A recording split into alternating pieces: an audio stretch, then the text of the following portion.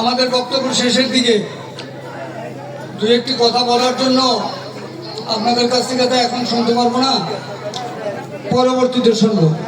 দু একটা কথা বলার জন্য আমরা এসেছি। আমাদের আজকে এখানে উপস্থিত আছেন, দেখেছেন কিনা বিএনপি ধানের শীষের প্রার্থী সুমন মঞ্জুর সাহেব, ঠিক আছে, উনিও বলবে। তবে একটা কথা বলতে চাই, হিন্দু মুসলিম বৌদ্ধ খ্রিস্টান যারা এখানে আছেন, যখনই সমস্যা হয়, ক্রাইসিস আসে, তখন মুসলমানদের হিন্দুদের লাগে, খ্রিস্টানদের লাগে, হিন্দু ভাইদেরও মুসলমানদের লাগে, লাগে না? লাগে নাকি? ৭১-এর স্বাধীনতা যুদ্ধে, এই স্বাধীনতা যুদ্ধে পাক হানাদার বাহিনীর সাথে লড়াই হয়েছিল, জানেন তো? যারা বয়সী দেখেছেন আর যাদের বয়স কম তারা গল্প শুনেছেন নাকি? সেক্ষেত্রে কথাই বলবো, গল্প শুনেছেন যারা, আংশিক শুনেছেন, যারা দেখেছেন তারা ভালোভাবে জানেন। ৭১-এর স্বাধীনতা যুদ্ধে সেই পাক হানাদারদের সাথে তাদের সহযোদ্ধা হিসাবে তারা বিশ্বাসঘাতকতা করেছিল এই মাটির সাথে, বলতে পারেন? পারেন কি? বলেন না, একটু শুনি। আজকে সেদিন তারা পরাজিত হয়েছিল, ষড়যন্ত্র সাকসেসফুল হতে পারেনি। যুদ্ধ করেছিলাম আমরা, হিন্দু মুসলিম বৌদ্ধ খ্রিস্টান একত্রিত ভাবে, কোনো ভেদাভেদ ছিল না, প্রত্যেকের গুরুত্ব আমাদের কাছে সমান ছিল। ৩০ লক্ষ শহীদের রক্তের বিনিময়ে স্বাধীনতা, ৩ লক্ষ মা বোনের সংগ্রাম হানির বিনিময়ে স্বাধীনতা। এই স্বাধীনতার সাথে যারা বিশ্বাসঘাতকতা করেছে, তারা মনে করেছিল ৫০-৫৫ বছরে বুঝি আমাদের সমস্ত অপকর্ম ভুলে গিয়েছে। আরে ভাই, আপনাদের নিজেদের ত্রুটি, নিজেদের অপকর্ম সেই ৫০ বছর পিছনেটা আবার নতুন করে তুলে ধরেছেন। স্বাধীনতার সার্বভৌমত্ব রক্ষার জন্য এই দেশের আপমর মানুষ যে সংগ্রাম করেছিল, অদ্যাবধি করছে, এই সংগ্রামকে ধূলিসাৎ করার জন্য,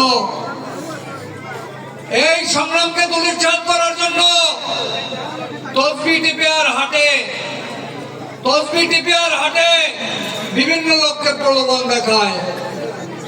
আরে ভাই, শুধু মুসলমানদের কথা বলো, হিন্দুদের তোমরা দলে নিয়েছো, বলো হিন্দুদের জন্য স্বাধীনতা দিয়া, মৃত্যুর পরে হিন্দুদের কি অবস্থা হবে এ কথা তো একবারও বলো না। এ কথাটি তো একবারও বলো না যে আমরা একদম মৃত্যুর পরে ওই পরজন্মে আমরা এত পুত পবিত্র আপনাদের সবাইকে নিয়ে ওই বেহেশতবাসী হব। এ কথা কি বলে? বলে নাকি? আর কত বিশ্বাসঘাতকতা করবে? আজকে আমাদের অত্যন্ত সতর্ক হওয়ার সময়।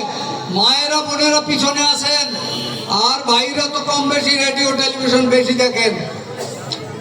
আপনাদের কাছে একটা কথা বলতে আসছি, দল বল ধর্ম বর্ণ নির্বিশেষে স্বাধীনতা যুদ্ধে যেভাবে ঝাঁপিয়ে পড়েছিল বাংলার মানুষ, আজকে বাংলাদেশের অস্তিত্ব রক্ষা করার জন্য মা বোনরা সকলে মিলে হিন্দু মুসলিম মার্কার দরদারি না, ওইসব বিশ্বাসঘাতকের মার্কা বিশ্বাসঘাতকতা করে আমাদের কাছ থেকে যে হাতিয়ে নিতে চায়, আবার এই বাংলাদেশকে পাকিস্তানের হাতে তুলে দিতে চায়, তাদের কি আমরা মানবো?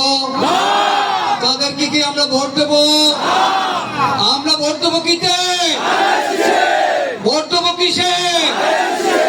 ধানের শীষে এবার দিতে হবে। এই কারণেই আমাদের পাশে যে শক্তিশালী আরো অনেক মার্কা ছিল না, বলেন বোনেরা ভাইয়েরা, বলেন তারা কি নির্বাচন করতে পারতেছে?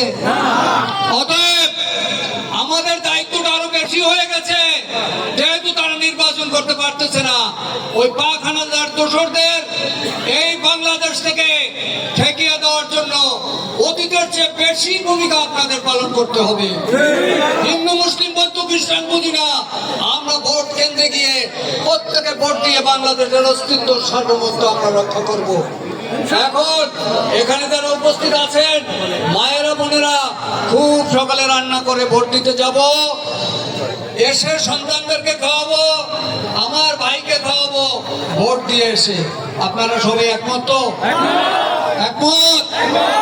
সকলে আমরা এবার ধানের শীষে ভোট দেবো তো ইনশাল্লাহ?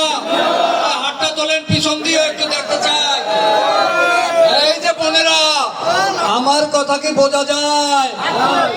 কোন ধর্মবর্ণ নাই, দলবল নাই, একটা মাত্র দল, শহীদ জিয়াউর রহমানের একটা মাত্র দল, যিনি 1971 সালে স্বাধীনতার ঘোষণা করেছিলেন, প্রত্যক্ষ যুদ্ধে অংশগ্রহণ করেছেন। অতএব স্বাধীনতার পক্ষের শক্তি তো এখন আমরাই। আমরা ছাড়া তো নির্বাচন অন্যরা করতে পারতেছে না, সে কারণে এখন একমাত্র আমরাই স্বাধীনতার পক্ষের শক্তি। আপনারা এই পক্ষে থাকবেন না? সবাই থাকবেন না? বিএনপি আওয়ামী লীগ এগুলো দেখার সময় আছে? একটা মাত্র মার্কা আমাদের সামনে আছে খোলা, ওদেরকে ঠেকাতে হলে আমাদের ভোটটি প্রথমে দিয়ে বিসমিল্লাহ বলে আল্লাহ হরির নাম লয়ে আপনারা ধানের শীষে দেবেন। ঠিক আছে? ঠিক আছে ইনশাল্লাহ।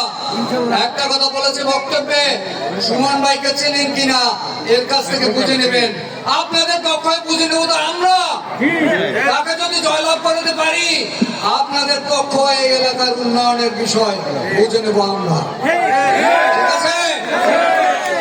আজকে এখানে বক্তব্য শেষ করছি। এখন আপনাদের সম্মুখে